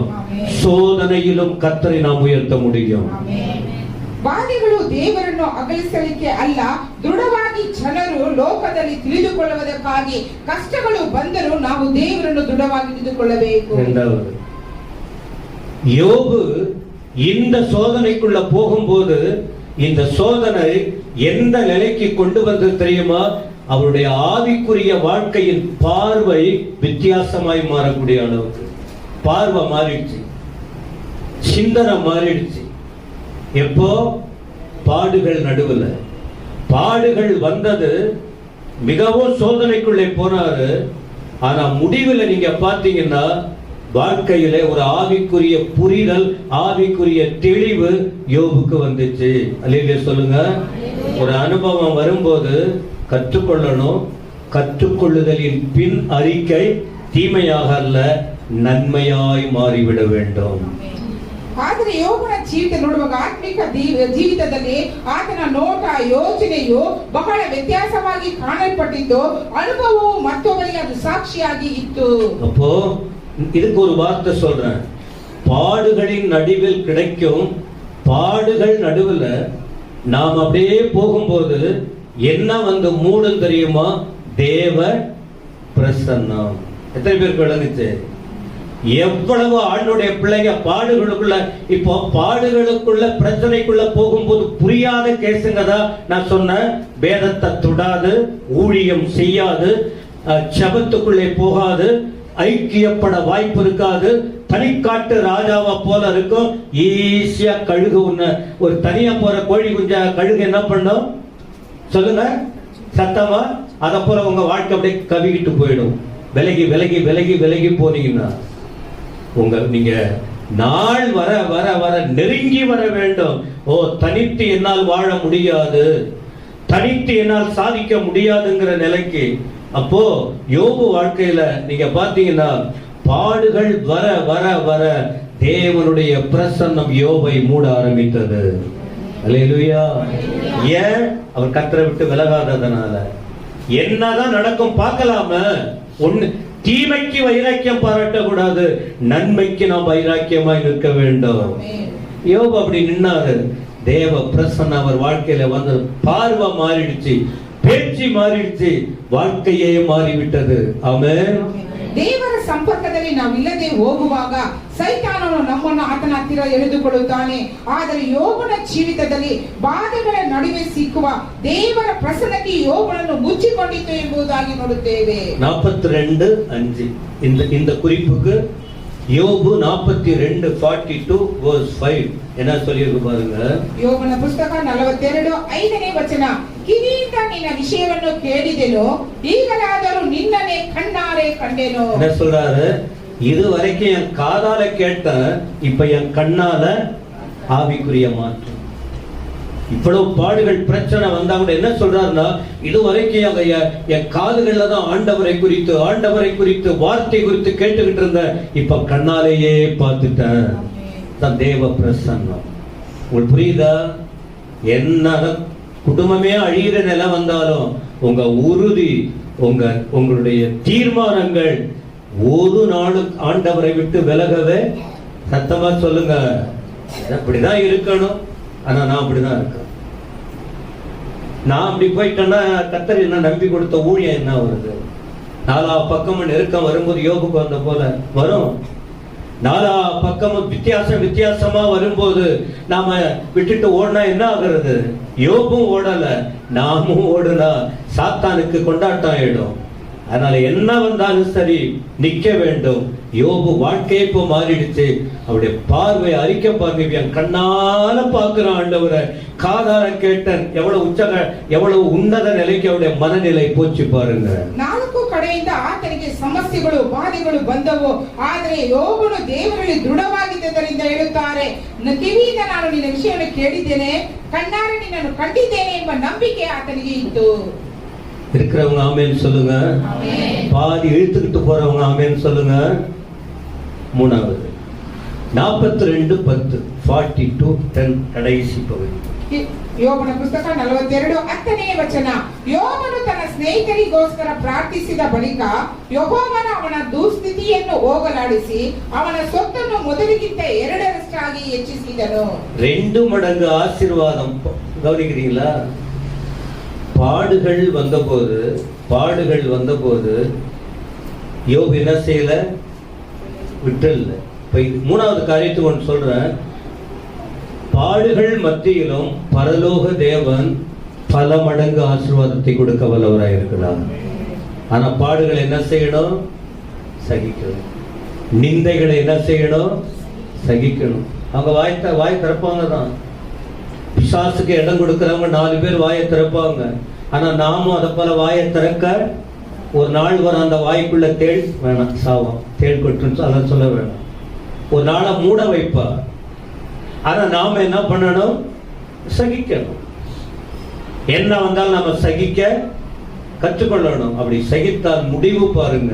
அதான் இப்படி சொல்ற, பாடுகளுக்கு ஒரு முடிவு உண்டு. அது எப்போதும் மகிமையும் ஆசீர்வாதமுமாய் மாறும். சொல்லுங்க, பாடுகளுக்கும் ஒரு முடிவு வரும். ஆனா முடிவு என்ன ஆகும் சொன்னா, பரலோக மகிமையும் கர்த்தருடைய ஆசீர்வாதமும் நம்மை நிரப்ப போதுமானதா இருக்கும். கைதட்டி எல்லாரும் கர்த்தருக்கு நன்றி சொல்லுங்க பார்க்கலாம். ஆமென். ಬರುತ್ತವೆ, ಆದರೆ ಬಾಧೆಗಳು ಒಂದು ಅಂತ್ಯಕ್ಕೆ ಬರುವಾಗ ಪರಲೋಕದ ದೇವರು ಮಹಿಮೆಯನ್ನು ಆಶೀರ್ವಾದಗಳನ್ನು ಕೊಡುವರು ಎಂಬುದಾಗಿ. சரி, அப்ப இவர் என்ன பண்ணாரு அப்படின்னா, பாடுகள் மத்தியில் கர்த்தர்கிட்ட ஜெபம் பண்ணார். யாருக்காக ஜெபம் பண்ணாருன்னு இப்ப நான் சொல்றேன். அப்போ பாடுகள் வரும்போது கூட தேவன் சொல்லுவார், அந்த ஆவிக்குரிய பார்வை, ஆவிக்குரிய சிந்தை வந்த பிறகு ஆண்டவர் சொல்லுவார், நீ ஜெபம் பண்ண. முடியாதுன்னு சொல்ல அப்படின்னா, என்ன சூழ்நிலை வந்தாலும் நான் சொல்றத கேளு, நான் சொல்றத செய், நான் சொல்ற இடத்துல இருன்னு சொல்லுவார். மறுப்பு நாம சொல்லக்கூடாது. முடியாத ஆண்டவரே, என்னால சகிக்க முடியாது, நான் அப்படியெல்லாம் முடியாது. நாம தேவன் அல்ல, தேவனால் உண்டாக்கப்பட்டவங்க. அவர் என்ன சொல்லுகிறாரோ அதை தான் நாம சத்தமா நாம சொல்றது அவருக்கு அல்ல, இன்னொருத்தவங்க சொல்றது நமக்கு அல்ல. அவர் என்ன சொல்லுகிறாரோ அதை தான் நாம, அதை கேட்கும் போது இரட்டிப்பான ஆசீர்வாதத்தை நீங்கள் பெற்றுக் கொள்ள முடியும். கேட்டால்தான், அவர் சொல்வதை கேட்டால்தான். என்ன சொன்னார்? ஜெபம் பண்ணு. முடியாதுன்னு சொல்லல. 10 பிள்ளைங்க போயிட்டாங்களே, என்னுடைய சொத்து சுகம் எல்லாம் போயிடுச்சு, என் உடம்பெல்லாம் பருக்கள் நிறைஞ்சு ரத்தம் சீழு வழியுது, நான் எப்படி முடியும்? அந்த நிலையில் கூட யோபு ஆண்டவர் சொல்லுக்கு கீழ்ப்படிந்தார். தேவ சொல்லுக்கு நீங்க கீழ்ப்படிந்தால்தான் சொல்லப்படுகிற ஆசீர்வாதத்தை பெற்று உங்கள் வாழ்க்கையில் ஆண்டவர் என்ன நோக்கம் வச்சிருக்கிறாரோ அந்த நோக்கம் நிறைவேறுகிற வரைக்கும் நீங்கள் அதை, அவர் கொடுக்கிற நோக்கம் நிறைவேற நீங்க அதை பின்பற்ற வேண்டும், ஒப்பு கொடுக்க வேண்டும், கீழ்ப்படிய வேண்டும். ಒಂದೇ ದಿನದಲ್ಲಿ ಆತನ ಆಸ್ತಿಯೆಲ್ಲವೂ ನಾಶವಾಗಿ ಹೋಯಿತು, ಮಕ್ಕಳೆಲ್ಲರೂ ಸತ್ತು ಹೋದರು, ಶರೀರದಲ್ಲಿ ಬಲಹೀನತೆ ಬಂದಿತು. ಆದರೆ ದೇವರು ಹೇಳುತ್ತಾರೆ, ನೀನು ಪ್ರಾರ್ಥನೆ ಮಾಡಬೇಕು ಎಂಬುದಾಗಿ. ನನ್ನಿಂದ ಸಾಧ್ಯವಿಲ್ಲ ಎಂಬುದಾಗಿ ಹೇಳಲಿಲ್ಲ. ದೇವರು ಏನು ಹೇಳುತ್ತಾರೋ ಅದನ್ನು ಕೇಳಬೇಕು, ಮಾಡಬೇಕು, ಇರಬೇಕು. ಅದೇ ರೀತಿಯಾಗಿ ದೇವರು ಹೇಳುವುದನ್ನೇ ಆತನು ಮಾಡಿದ್ದರಿಂದ 2ರಷ್ಟು ಆಶೀರ್ವಾದವು ಆತನಿಗೆ ಬಂದಿತು. எங்களுக்கெல்லாம் சொல்லிக் கொடுக்குறீங்க, உங்களுக்கு வந்தால் என்ன பண்ணுவீங்க? எல்லாம் ரத்தம் தான். இப்படிதான் யாருக்கிட்டே சொல்லும் போது திருக்குன்னு ஒருத்தவங்க சொன்னாங்க, அவங்களுக்கு நான் தக்காளி சட்னியா, இவங்க இந்த பிசினஸ் எல்லாம் வேண்டாம், தெரியாதவங்க அப்படி சாக்கு போக்கு சொல்லி பேசிக்கிட்டு இருப்பாங்க. ஒன்னும் தக்காளி சட்னி எல்லாம் இல்ல, எல்லாருக்கும் ரத்தம் தான் ஓடிக்கிட்டு இருக்கு, எல்லாருக்கும் ஒரே வலிதான். அப்ப நீங்க என்ன பண்ணுவீங்க? நானும் அப்படிதான் இருக்கணும். உங்களுக்கு என்னத்த சொல்லி கொடுக்குறோம்? நானும் அப்படிதான் இருக்கணும். இல்லைன்னா எப்படி? அது கண்டிப்பா சகிக்கணும். சகிச்சுக்கிட்டு இருக்கிற நீங்களும் அப்படி இருங்க. இரட்டிப்பான ஆசீர்வாதத்தை இதுவரைக்கும் இழந்ததை கூட கர்த்தர் உங்களுக்கு கொடுக்க போதுமானவராய் இருக்கிறார். ಹೇಳುವಂತ ಬೋಧಕರಿಗೂ 4 ಕಡೆಯಿಂದ ಸಮಸ್ಯೆಗಳು ಬಂದರೂ ಅದರಲ್ಲಿ ದೃಢವಾಗಿ ಇರಬೇಕೆಂಬುದು ಅವರು ಕಲಿತುಕೊಂಡಿದ್ದಾರೆ. ನಾವು ಅದನ್ನು ಕಲಿತುಕೊಂಡು ಅದರಲ್ಲಿ ಇರುವುದಾದರೆ 2ರಷ್ಟು ಆಶೀರ್ವಾದ ನಮಗೆ ಬರುತ್ತದೆ. ஒரு காரியம் சொல்லுங்க. யோபு பிரச்சனை வந்து போச்சு, பாடுகள் உண்டுதான். என்ன பண்ணாரு? உறுதியா வாயை தந்துதான் சொல்லுங்க, புண்ணான வாய் சொல்லுங்க. எப்ப? இந்த இன்னைக்கு மட்டும்தானா? இந்த 31ஆம் தேதி மட்டும்தானா? எந்த நிலையிலும் உறுதியா இருக்கணும். 2வது சொல்லுங்க. ஆனா எழுதி வச்சீங்கன்னா சொல்லுவீங்க, இல்ல ஒண்ணு கூட போறது உங்களை. சரி. 2வது பார்வையும் அனுபவம் வித்தியாசமா மாறிடணும். காதால கேட்ட இப்ப கண்ணால அனுபவம். 3வது சொல்லுங்க. அந்த பாடுகள் மத்தியில செபிக்க ஆரம்பிக்கும் போது இரட்டிப்பான, இது யோபு செஞ்சாரா செய்யலையா? வேதத்துல உள்ள அந்த தேவ மனுஷன் செஞ்சாரா செய்யலையா? நாமும் செய்யணுமா செய்யக்கூடாதா? அப்பதாங்க அந்த வேதத்துல சொல்லப்பட்ட ஆசீர்வாதத்தை நாம் பெற்று அனுபவிக்க முடியும். சரி, இன்னொரு 3 காரியம். 3 ವಿಷಯಗಳನ್ನು ಹೇಳಿದ್ದಾರೆ. ಎಲ್ಲಾ ಪರಿಸ್ಥಿತಿಯಲ್ಲೂ ದೃಢವಾಗಿರಬೇಕು. 2ನೇದಾಗಿ ಅನುಭವವು ವ್ಯತ್ಯಾಸವಾಗಿರಬೇಕು. 3ನೇದಾಗಿ ಅವರು ಹೇಳುವುದನ್ನು ನಾವು ಮಾಡಬೇಕು, ಕೇಳಬೇಕು. பாடுகள் யோபுக்கு வந்தது, யோபுக்கும் வந்தது, அதே போல நமக்கும் வருது. என்ன பண்றது? பல்லு உடைஞ்சிச்சு, பாதியா உடைஞ்சிச்சு, ஏதோ ரத்தம் வந்துகிட்டு இருக்கு, அது ஆடிக்கிட்டு இருக்கு. என்ன பண்ணணும்? இல்ல ஏதோ ஒண்ணு பண்ணணும். ஆமாவா இல்லையா? இல்ல பல்ல புடுங்கணுமா? புடுங்குவா? இல்ல ஏதோ ஒண்ணு பண்ணணும். பண்ணுமா பண்ணக்கூடாதா? சொல்லுங்க. யோபு என்ன பண்ணாரு? யோபನ ಜೀವಿತದಲ್ಲಿ ಬಾಧೆಗಳು ಬಂದಿತ್ತು, ಆತನು ಏನು ಮಾಡಿದನು? அல்ல நாம என்ன பண்ணணும்? என்ன பண்ணணும் தெரியுமா? பாடுகள் வரும்போது விசுவாசத்தில் நிலைத்திருக்க வேண்டும். சத்தமா சொல்லுங்க. சும்மா அப்பப்போ அப்படியே அசிக்கிட்டு இருக்க கூடாது. அங்க போனா அவங்க ஒண்ணு சொல்லுவாங்க, அங்க போய் ஆமாமா ஆமாமா அப்படி இல்லை. இந்த பக்கம் வந்தா இவங்க ரொம்ப ஞானி, இங்க போனோட இங்க கருத்து சொல்லுவாங்க, இங்க போயிட்டா அங்க உள்ள வார்த்தையை விட இங்க. 2க்கும் இடையில நம்மோடு இருக்கிறவர் யாரு? சத்தமா சொல்லுங்க. தேவன். அவர் மேல அசையாம விசுவாசத்தோட இருக்கணும். ஏன்னா அவர் தான் துவக்கம், அவர் தான் எல்லாமே, அவர் தாங்க. அதனால எத்தனை பேருக்கு விளங்குதோ? விசுவாசத்தில் அசையாம உறுதியா இருக்க வேண்டும். ನಂಬಿಕೆಯಲ್ಲಿ ನಾವು ಕದಲದೆ ದೃಢವಾಗಿ ನೆಲೆಯಾಗಿರಬೇಕು. யோபு இருந்தாரா? என்ன சொன்னார் தெரியுமா? யோபு 1:21-22. யோபு 1:21-22. அந்த நேரத்துல சொல்றாரு என்ன தெரியுமா? நிறைய வார்த்தை இருக்கு அதுல. கர்த்தர் கொடுத்தார், கர்த்தர் எடுத்தார், அவருடைய சொல்லுங்க சத்தமா. இதான் விசுவாசத்துல உறுதியா இருக்கிறது. வேலை இல்ல, வீடு இல்ல, பணம் இல்ல, ஒண்ணும் இல்ல, எல்லாம் போச்சு, இன்னும் புலம்பிக்கிட்டு இருந்தா என்ன அர்த்தம்? இயேசு தெய்வத்தை அறிந்த பின்பு ஏற்ற நேரத்துல அவருக்காக நாம வாழ்ந்தால் அவர் காரியங்களை செய்கிறவர். எப்பவுமே இத போல சொல்லிக்கிட்டு இருந்தா என்ன அர்த்தம்? யோபு வாழ்க்கையில் இப்படிப்பட்ட சோதனை வந்தபோது அவர் சொன்னார், கர்த்தர் கொடுத்தார், கர்த்தர் எடுத்தார், அவர் நாமத்துக்கு விசுவாசத்தில் அசையாமல் இருக்கிற அனுபவம் இது வேணும். இதெல்லாம் நீங்க வளர்த்துக்கணும். அப்பதான் இந்த வாழ்க்கை வேதத்தில் உள்ள ஆசீர்வாதங்களை நீங்க ஒவ்வொரு நாளும் அனுபவிக்க முடியும். விசுவாசத்தில் நிலைத்திருத்தல். ಯೋಬನ ಪುಸ್ತಕ 1:21 ಅನೇಕ ವಿಷಯಗಳು ಬರೆಯಲ್ಪಟ್ಟಿದೆ. ಅದರಲ್ಲಿ ಒಂದು ಯೆಹೋವನೇ ಕೊಟ್ಟನು, ಯೆಹೋವನೇ ತೆಗೆದುಕೊಂಡನು, ಯೆಹೋವನ ನಾಮಕ್ಕೆ ಸ್ತೋತ್ರವಾಗಲಿ. இரண்டாவது, சோதனைகளும் இப்ப பிரச்சனைகள் நமக்கு வரும்போது ஜெபம் பண்ணணும். என்ன ஜெபம் தெரியுமா? உங்களை யார் யார் திட்டினாங்க, உங்களை யார் யார் அடிச்சாங்க, உங்களை யார் யார் கேவலப்படுத்தினாங்க, அவங்கள ஒதுக்கிடக்கூடாது. ஹலோ, அவங்கள ஓரம் கட்டக்கூடாது. என்ன செய்யணும் தெரியுமா? மன்னிப்புக்காக ஜெபம் பண்ணணும். நீங்களும் அவங்கள மன்னிக்கணும், நீங்களும் அவங்ககிட்ட மன்னிப்பு கேட்கணும். மன்னிப்புக்காக. வார்த்தையால் உங்களை யாராவது காயப்படுத்தினால், வார்த்தையால் உங்களை அவமானப்படுத்தினால் இதெல்லாம் நடக்கும், நடக்குது. அன்றும் இன்றும் நடக்கும், நடக்குது. அப்படிப்பட்ட சூழ்நிலையில நாம அப்படியே ஒதுங்கிறதுக்கெல்லாம் இல்ல கிறிஸ்தவங்க. அவர்களை மன்னிக்கணும், மன்னிப்புக்காக ஜெபம் பண்ணணும். சத்தமா நிறைய பேர் பைபிள்ல செஞ்சிருக்காங்க, பதிலும் பெற்றிருக்காங்க.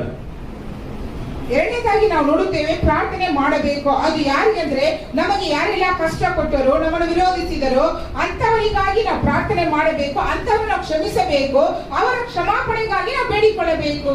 யோபு ஆண்டவரே சொன்னார். அந்த பார்வை மாறிடுச்சு, சிந்தா மாறிடுச்சுன்னு சொன்ன பாருங்க. பார்வையும் சிந்தையும் மாறினால்தான் இந்த ஜெபம் வரும்.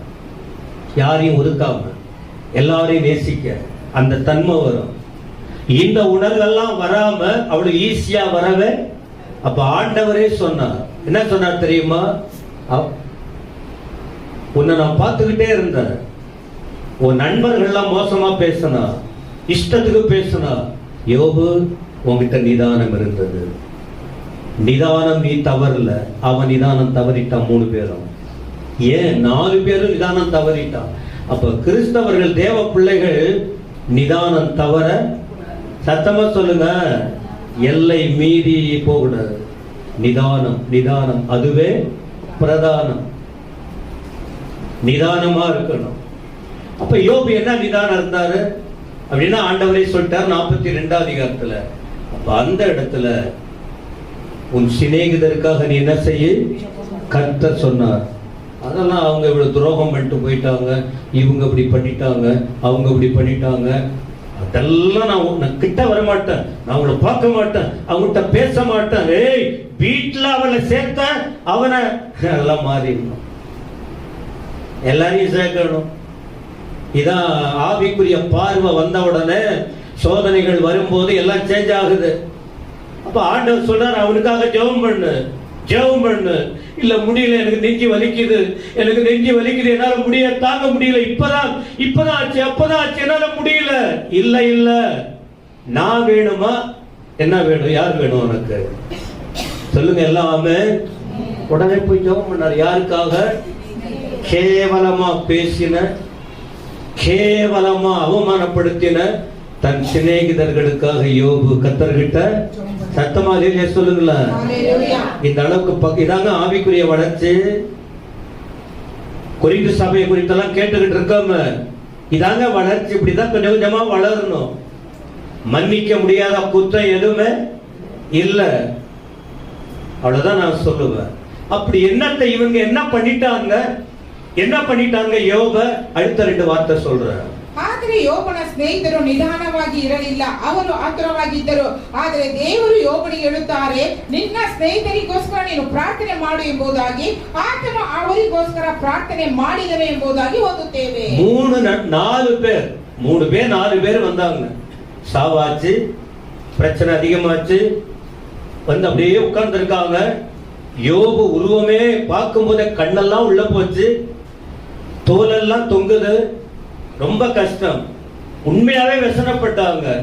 ஆனா சமயம் வரும்போது ஆறுதல் கொடுக்கக்கூடியவங்க எரிகிற, என்ன சொல்லுவாங்க, எரியுறதுல எண்ணெய் ஊத்துற போல இன்னும் குத்த ஆரம்பிக்கிறாங்க.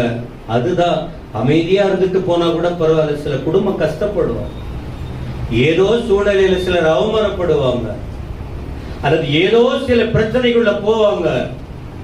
அந்த வீட்டுக்கு போய் ஒரு ஆறுதல் சொல்ல ஏதாவது பேசுறவங்க வாயை அடக்கிக்கிட்டு இருக்கணும். முடிஞ்சா அந்த நபர்களுக்கு பிரச்சனைகள் இருக்கு, அவங்க போனா ஒரு 2 வார்த்தை நல்லதை சொல்லணும். அப்பதான் இவன் கிளறி விடுவான். அக்கா, அவன் அப்பவே அவன் பேசினா பாரு, உன்னை யாருப்பா அங்க போ சொன்னது? முடிஞ்சா அவங்க கண்ணீரை தொடச்சிட்டு வா. கர்த்தரை விட்டு அவங்க விலகாதபடிக்கு நல்லதை சொல்லு. அவங்க கர்த்தரை விட்டு விலகாத அளவுக்கு நல்லதை சொல்ல. ஆனா இது போன உடனே ஊத்திக்கிட்டு இருக்கோம். இவங்க அப்படிதான் ஊத்துனாங்க. குறிப்பா 2 பேரை பத்தி சொல்லிருக்கு, ஒருத்தவனை மட்டும் சொல்றேன், வேணா படிச்சு பாருங்க. யோபு 4:6. யோபு 4:6 ஃபுல்லா இப்போ இவன் லைஃப தொடராங்க. ஏற்கனவே வேதனை, அவன் உச்சரிக்கிற வார்த்தைங்க பாருங்க. 4:6 ಯೋಬು 4:6 ನಿನ್ನ ನಂಬಿಕೆಗೆ ನಿನ್ನ ಭಯಭಕ್ತಿಯೋ, ನಿನ್ನ ನಿರೀಕ್ಷೆಗೆ ನಿನ್ನ ಸನ್ಮಾರ್ಗವೋ ಆಧಾರವಲ್ಲವೋ. அங்க தேவ பக்திய டச் பண்றான் பாருங்க. யோபு பக்தியா இருக்கார், எந்த சூழ்நிலையிலும் அசையல. ஆனா எலிபாஸ் என்ன பண்றான்? உம்முடைய தேவ பக்தி உம்முடைய உறுதியாயும் உம்முடைய வழிகளின் உத்தமம் உம்முடைய நம்பிக்கையாயும் இருக்க வேண்டிய எவ்வளவு கேலி பண்றான் பாருங்க. அதான் சில நேரத்துல யாருகிட்ட பேசும்போது இந்த நக்கல், இந்த பரியாசம் இதெல்லாம் வச்சுக்க கூடாது. எவ்வளவு பாதிப்பு இதெல்லாம் பாதிக்கப்படும். சின்சியரா இருக்கிறவங்களை ரொம்ப பாதிக்கும். அவங்கள போல பைத்தியகாரம் போல பேசிட்டு சிரிச்சுக்கிட்டு போறவங்களுக்கு அது அவ்வளவு பாதிப்பு இருக்காது. ரியலா சிந்திக்கிறவங்க, நல்லது கெட்டதை சிந்திக்கிறவங்க, விளையாட்டா பேசுவதும் அந்த குத்தி காட்டுறதும் நல்லா தெரியும், ரொம்ப பாதிக்கப்படும். ஆனால் நம்முடைய வார்த்தைகள் ரொம்ப முக்கியம் என்பதை இதிலிருந்து கற்றுக்கொள்ள வேண்டும். எல்லாருக்கும் பொருந்தாது. எல்லா வார்த்தைகளும் எல்லாரும் ஈஸியா எடுத்துக்கொள்ள மாட்டாங்க. நான் என்னால தாங்க முடியாது, ஆனா பொறுத்துக்கிறேன். சின்ன லைன் போட்டாலே புரிஞ்சுக்கும், ஓ பிரதர் இப்படி போறாரு, அக்கா அப்படி போகுது. எனக்கு இந்த கோடு போடும் போது என்ன சொன்னாங்க, என்ன அப்படி இல்ல, நீ ஆண்டு திறக்கும் போதே நமக்கு புரியுது. ஓஹோ, ஆனா ஒன்னும் பண்ண முடியாது. என்ன பண்ண முடியும்? நாளைக்கு ஒருவர் முகத்தை ஒருவர், இவன் பாருங்க ஆறுதல் சொல்ல வந்தவன் அந்த பக்தியை டச் பண்ண தெய்வீகத்தை தொடரான். அப்ப தெய்வீகத்தை தொடரான்னா யார்? அது சாத்தான் தானே. சாத்தான் தெய்வீகம், அவனுடைய விசுவாசம், அவனுடைய பக்தியை தொடுறான், பக்தியை டச் பண்றான். ஊழியம் சரியில்லை, என்ன ஊழியம், அது என்ன இது என்ன, எது முக்கியமா அங்க தொடுவாங்க. சாத்தான் அப்படிதான் கொண்டு போவான். நாம கூட பேச்சு உஷாரா இருக்கணும், மற்றவனுடைய உணர்வுகளையும் புரிந்து கொள்ள வேண்டும். எத்தனை பேருக்கு விளங்குது? விளங்கியே போச்சா? விளங்காதுன்றீங்களா? சத்தமாமே. ಯೋಬನ ಸ್ನೇಹಿತನಾದ ಎಲಿಫಜನಲ್ಲಿ ಬರುತ್ತಾನೆ ಆದರಣೆಯನ್ನು ಹೇಳುವುದಕ್ಕಾಗಿ, ಅದಕ್ಕೆ ಬದಲಾಗಿ ದೇವ ಭಕ್ತಿಯನ್ನು ಮುಟ್ಟುತ್ತಾನೆ. ಆದ್ದರಿಂದ ಹೇಳುವಂತದ್ದೆಂದರೆ ನಮ್ಮ ಮಾತು ಕೊಂಚವಾಗಿರಬೇಕು, ಯಾರಿಗೂ ಬಾಧೆಯನ್ನು ಉಂಟು ಮಾಡುವಂತದ್ದು ಇರಬಾರದು. 15:4 விளக்க வேணாம், நீங்க பார்த்துங்க. 15:4 இதே எலிபாஸ் தான், இன்னும் கொஞ்சம் வேற வார்த்தையை அவர் சொல்றார். ಯೋಬನ ಪುಸ್ತಕ 15:4 ನೋಡುವುದಾದರೆ ಇನ್ನೂ ಸ್ವಲ್ಪವಾಗಿ ಈ ಎಲಿಫೇಜನು ಮಾತನಾಡುವಂತ ಮಾತುಗಳು. சரி, இப்படிப்பட்ட சூழ்நிலையில் வரும்போது யோபு எல்லாத்துல இருந்தால் கூட அவர் உச்சரிக்கிற வார்த்தை பாருங்க. வார்த்தை ரொம்ப ஐயா ஃப்ரெண்ட்ஸ் என்ன வேணாலும் சொல்லட்டும், சாத்தா யாரையாவது கிளறி விட்டு எது வேண்டாலும் சொல்லட்டும், சொல்லிட்டு போகட்டும், எது வேண்டாலும் சொல்லட்டும், கஷ்டம்தான் நமக்கு. ஆனா நாம என்ன ஸ்டாண்ட் எடுக்கிறோம், அதுதான் முக்கியம். ஏன்னா நம்ம தேவனுடைய பிள்ளைகள். நாம என்ன சொல்றோம்? யோபு இந்த சூழ்நிலையிலும் என்ன சொன்னாரு பாருங்க. 23:10 அவர் என்னை சோதித்த பின் நான் சுத்த பொன்னாய் விசுவாச அறிக்கை. விசுவாசத்தில் நிலைக்கிறது வேற, விசுவாச என் வாழ்க்கையே அழிந்தாலும் எல்லாமே போனாலும் நான் என்ன செய்வேன் தெரியுமா? என் தேவன் என்னை சோதித்தால் கூட சரி, ஒரு நாள் வரும் நம்ம சாதாரணமான தங்கமாக அல்ல, சுத்த தங்கமாய் மாறுவேன். அல்லேலூயா சொல்லுங்க. ஆமா, சோதனை பாடு நெருப்புக்குள்ள அந்த தங்கத்தை போட போட உருக்கும் போது சுத்தம் வருதுன்னுவாங்க, சுத்தமான தங்கம் போல. அத போல நமக்கு எந்த நேரத்துல எந்த இடத்துல யார் மூலமா எப்படி உங்களுக்கு சோதனைகள் உபத்திரவங்கள் பாடுகள் வரும், உயிருள்ள வரைக்கும் வரும், ஆண்டவர் வருக வரைக்கும் வரும். ஆனா முடிவு பரியந்த நிலைத்திருக்கிறவனே ரட்சிக்க, கடைசி மூச்சு வரைக்கும் நம்முடைய ரட்சிப்பை இழந்துடாம, பொறுமையை இழந்துடாம, தெய்வீக சாட்சியை இழந்துடாம, எனக்கு சோதனை வந்தா கூட நான் சுத்த பொன்னாய் விளங்குவேன். சுத்த பொன்னான நகரத்துல என் கால்கள் நடக்கும், பரலோகத்துல. சத்தமாமே. ಯೋಬು 23:10 ವಚನ. ಆತನಾದರೂ ನನ್ನ ದಾರಿಯನ್ನು ಬಲ್ಲನು, ಆತನೇ ನನ್ನನ್ನು ಶೋಧಿಸಿ ನೋಡಿದರೆ ಚೊಕ್ಕ ಬಂಗಾರವಾಗಿ ಕಾಣಿಸುವೆನೆಂಬುದಾಗಿ, ಕಡೆಯ ತನಕ ತಾಳುವವನು ರಕ್ಷಣೆಯನ್ನು ಹೊಂದುವನು ಎಂಬುದಾಗಿ ದೇವರ ವಾಕ್ಯ ಹೇಳುತ್ತದೆ. ಕಡೆಯ ತನಕ ನಾವು ತಾಳುವವರಾಗಿರಬೇಕು. இருக்கிறவங்க ஆமென் சொல்லுங்க. ஆமென். இப்போ மற்றவங்களுடைய வார்த்தையை கவனிச்சோமோ, பாடுகளுக்குள்ள போற மனுஷனுடைய அறிக்கையை கவனிச்சோமோ, இப்ப ஆண்டவர் என்ன சொல்றாரு, சாத்தா என்ன சொல்றான் பாருங்க. இதை சொல்லிட்டு முடிக்கிறார். ஆண்டவர் கவனிங்க, எல்லாத்தையும் ஆண்டவர் பார்த்து கொண்டே இருக்கிறார், சாத்தானும் பார்த்துக்கிட்டே இருக்கிறார். இதை மறந்துடக்கூடாது யாரும். எந்த ஒரு காரியத்தையும், நல்லதா இருக்கட்டும் கெட்டதா இருக்கட்டும், மனுஷங்க யாரும் பார்க்க முடியாது, கிட்ட இருந்தாதான் பார்ப்பாங்க. ஏன்னா மனுஷர்கள் யாருக்கும் தெரியவே நம்ம என்ன பண்றோம், என்ன செய்யறோம், எங்க போறோம், மனுஷங்க நம்ம கூடவா இருக்காங்க, யாரும் பார்க்கல. ஆனா நன்மையோ தீமையோ தேவன் பார்த்து கொண்டிருக்கிறார், சாத்தானும் பார்த்து கொண்டிருக்கிறார். எத்தனை பேருக்கு இந்த தெளிவு இருக்கு? சத்தமா சொல்லுங்க. ஐயா, இந்த தெளிவு இருந்தா நம்ம கர்த்தருக்கு பயபக்தியா வாழுவோம். சாத்தானும் பார்க்கிறான், எங்க அப்பா அம்மா பார்க்கல, அண்ணன் தம்பிங்க யாருமே பார்க்கல. ஆனா என்ன வாழ வைக்கிற தேவன் பார்த்துக்கிட்டு இருக்காரு. ஆனா அதே நேரத்தில் என்ன அழிக்க நினைக்கிற சத்துருவும். இந்த ரெண்டையும் பார்த்துட்டாவது நம்ம வாழ்க்கைய லகுவா தெளிவா போவதற்கு நாம் ಆಯತ್ತಪಡ வேண்டும். ನಾವು ಮಾಡುವಂತ ಒಳ್ಳೆಯ ಕಾರ್ಯಗಳು ಕೆಟ್ಟ ಕಾರ್ಯಗಳು ಎಲ್ಲವನ್ನು ದೇವರು ನೋಡುತ್ತಾನೆ ಇದ್ದಾರೆ. ಇದರ ಮಧ್ಯದಲ್ಲಿ ಸೈತಾನನು ಗಮನಿಸುತ್ತಾನೆ. ಒಳ್ಳೆಯ ಕಾರ್ಯಗಳನ್ನು ಮಾಡುವುದಾದರೆ ಅದು ದೇವರ ಕಾರ್ಯ ಎಂಬುದಾಗಿ ஆண்டவர் என்ன சாட்சி சொல்றாரு பாருங்க. அதுபோல் நிறைய இருக்கு. 1:8 என்ன சொல்றாரு? கர்த்தர் சாத்தானை நோக்கி, என் தாசனாகிய யோபின் மேல அவன் உத்தமன். ஆண்டவர் சொல்றாரு, சன்மார்க்கன், தேவனுக்கு பயந்து பொல்லாப்புக்கு விலகிறவன், இவனை போல பூமியில ஒருவனும். இத போல யாரையும் பைபிள்ல சொல்லல. ஆனா அப்படிப்பட்ட மனுஷனுக்கு தான் இப்படிப்பட்ட உபத்திரவங்கள் வந்தது. அதனால சின்ன சின்ன சின்ன சின்ன எது வந்தாலும் என்னதான் வருத்தமா பார்க்கலாம, ஆண்டவருக்காக வாழ வேண்டும். ஹல்லேலூயா. தேவன் சாட்சி கொடுக்கிற மனுஷன், தேவனால் அவளுக்கு தெளிவா சாட்சி கொடுக்கிறார். இவனை போல யாரும் இல்ல. பக்தியான மனுஷன், பயந்து வாழ்கிற மனுஷன், சாட்சியான மனுஷன். என்கிட்டயும் உங்ககிட்டயும் இருக்கா என்னன்னு தெரியல. தெய்வம் கொடுக்கிற சாட்சி எவ்வளவு மேன்மையானது. ಯೋಬು 1:8 ನೋಡುತ್ತೆ. ಆಗ ಯೆಹೋವನು, ನನ್ನ ದಾಸನಾದ ಯೋಬನ ಮೇಲೆ ಗಮನವಿಟ್ಟಿಯಾ? ಅವನು ದೇವರಲ್ಲಿ ಭಯಭಕ್ತಿ ಉಳ್ಳವನಾಗಿ ಕೆಟ್ಟದ್ದನ್ನು ನಿರಾಕರಿಸುತ್ತಾ ನಿರ್ದೋಷಿಯು ಯಥಾರ್ಥ ಚಿತ್ತನು ಆಗಿದ್ದಾನೆ. ಅವನಿಗೆ ಸಮಾನನು ಭೂಲೋಕದಲ್ಲಿ ಎಲ್ಲಿಯೂ ಸಿಕ್ಕುವುದಿಲ್ಲ. ஆண்டவர் நல்லது சொன்னாரா கெட்டது சொன்னாரா? சத்தமா சொல்லுங்க. ஆனா சாத்தான் என்ன சொல்றான் பாருங்க. அப்போ ஆண்டவரோடு இணைந்திருக்கிறவங்க நல்லது சொல்லுவாங்க. சாத்தான் என்ன சொல்றான்? அப்ப சாத்தானோட இணைந்தவங்க என்ன பண்ணுவாங்க? எத்தனை பேர் யோசிக்கிறீங்களோ தெரியல, நல்லா யோசிங்க. கர்த்தருக்கு ஸ்தோத்திரம். சாத்தான் என்ன சொல்றா? 9ஆம் வசனம் 10ஆம் வசனம், 1ஆம் அதிகாரம் 9-10. ಸೈತಾನನು ಹೇಳುವಂತ ವಿಷಯ 1:9-10 ನೋಡುತ್ತೇವೆ. ಅದಕ್ಕೆ ಸೈತಾನನು, ಯೋಬನು ದೇವರಲ್ಲಿ ಭಯಭಕ್ತಿಯನ್ನು ಲಾಭವಿಲ್ಲದೆ ಇಟ್ಟಿದ್ದಾನೋ, ನೀನು ಅವನಿಗೂ ಅವನ ಮನೆಗೂ ಅವನ ಎಲ್ಲಾ ಸ್ವಾಸ್ಥ್ಯಕ್ಕೂ ಸುತ್ತಮುತ್ತಲು ಬೇಲಿಯನ್ನು ಹಾಕಿದೆಯಲ್ಲ, ಅವನು ಕೈ ಹಾಕಿದ ಕೆಲಸವನ್ನು ನೀನು ಸಫಲಪಡಿಸುತ್ತಿರುವುದರಿಂದ ಅವನ ಸಂಪತ್ತು ದೇಶದಲ್ಲಿ ವೃದ್ಧಿಯಾಗುತ್ತಾ ಬಂದಿದೆ. சாத்தான் யாரு தெரியுமா? வாழ வைக்க விரும்புறவன் அல்ல, சாகடிக்க விரும்புகிறவன். அவன் சொல்றான், சும்மாவா அவர் உமக்காக வாழுறாரு, கொஞ்சம் தொடுங்கல. நீங்க அவனுக்கு சேஃப்டி பண்ணி வச்சிருக்கீங்க, எல்லாத்தையும் வேலி அடிச்சு வச்சிருக்கீங்க, சும்மா ஒரு டச் பண்ணுங்கள. ஆனா ஆண்டவர் தொட்டா, அவங்கிட்டே விட்டா பிரச்சனை வந்தது. ஆனாலும் அவன் தோற்று போனான்.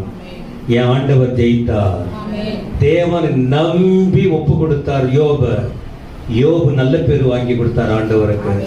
சத்தமா ஆமென் சொல்லுங்க. உங்களுக்கு புரிஞ்சிருக்கும்னு நினைக்கிறேன் இந்த செய்தி. ಸೈತಾನನಿಗೆ ದೇವರು ಅಧಿಕಾರ ಕೊಟ್ಟರು, ಆದರೆ ಯೋಬನು ದೇವರಿಗೆ ಒಳ್ಳೆಯ ಹೆಸರನ್ನು ಕೊಟ್ಟನು. ಯಾಕೆಂದ್ರೆ ಆತನು ದೃಢವಾಗಿ ದೇವರಲ್ಲಿ ನಿಂತುಕೊಂಡದರಿಂದ.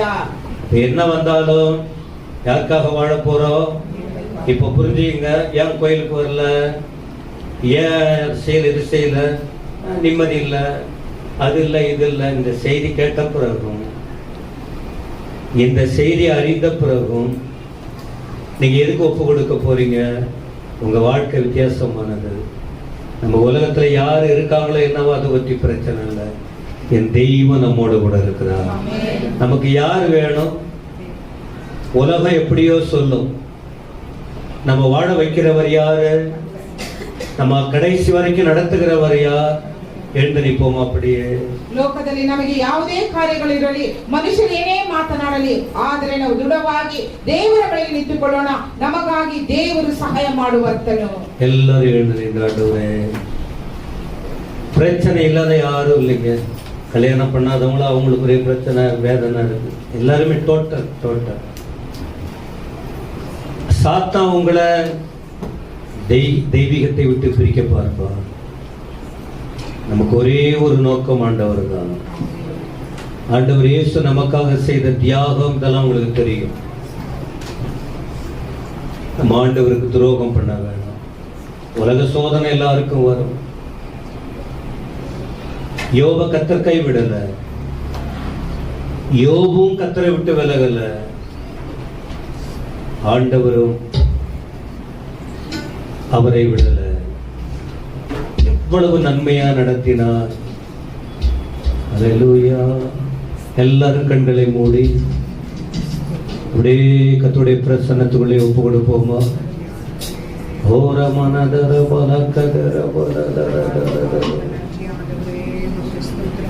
எதிர்பார்த்த உறவுகள் எதிர்த்து நின்றாலும், கைகோர்த்த உறவுகள் விலகி சென்றாலும், எதிர்பார்த்த உறவுகள் எதிர்த்து நின்றாலும், கைகோர்த்த உறவுகள் விலகி சென்றாலும், எப்ராயும் என்னை கைவிடுவீரோ, இஸ்ரவேல் என்னை மறந்திடுவீரோ, எப்ராயும் என்னை கைவிடுவீரோ, இஸ்ரவேல் என்னை மறந்திடுவீ. சொல்லுவோம். அப்பா நீங்க எனக்கு இருக்க,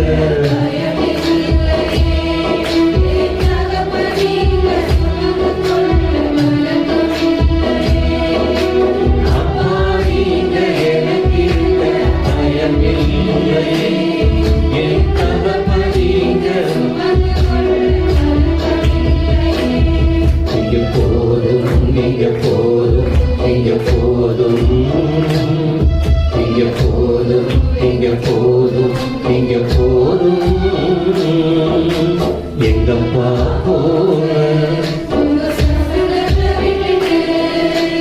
எப்படி வாழுங்க உங்க சமூகத்தை மறந்து, எங்கப்பா போன உங்க பிரசன்னத்தை விட்டுட்டு, எப்படி வாழுங்க உங்க சமூகத்தை மறந்து, நிந்தைகளும் அவமானங்களும் சூழ்ந்துதினாலும், கண்ணீரை எனக்கு தினம் உணவானாலும், நிந்தைகளும் அவமானங்களும் சூழ்ந்துதினாலும், கண்ணீரை எனக்கு தினம் உணவானாலும், கண்ணின் மணி என்னை காத்திடுவீரே, கரத்தின் நிழலுக்குள் என்னை மறைத்துக் கொள்வீரே, கண்ணின் மணி என்னை காத்திடுவீரே, கரத்தின்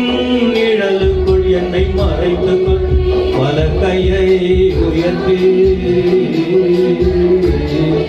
ஓ எந்த சூழ்நிலை வந்தாலும், எந்த நிலையிலோ, இதுக்கு மேலே எந்த நிலையில வந்தாலும் ஆண்டவரை விடுவீங்க. ஆராதனை. இங்க போதும், இங்க போதும், இங்க போதும், இங்க போதும், இங்க போதும், இங்க போதும். எங்கப்பா போக உங்க பிரசன்னத்தை விட்டுட்டு எப்படி வாழுவ உங்க சமூகத்தை மறந்து. தனிமையும் பெருமையும் துணையானாலும் பயங்களும் கலக்கங்களும் உடை சூழ்ந்தாலும். தனிமையும் பெருமையும் துணையானாலும் பயங்களும் கலக்கங்களும் உடை சூழ்ந்தாலும். உள்ள கையில் வரைந்த என்னை சுமந்திடுவீரே, மார்போடு சேர்த்து என்னை அடைத்திடுவீரே. உள்ள கையில் வரைந்த என்னை சுமந்திடுவீரே, மார்போடு சேர்த்து என்னை. சொல்லுங்க ஒவ்வொருவரும். அப்பா நீங்க எனக்கு இருக்க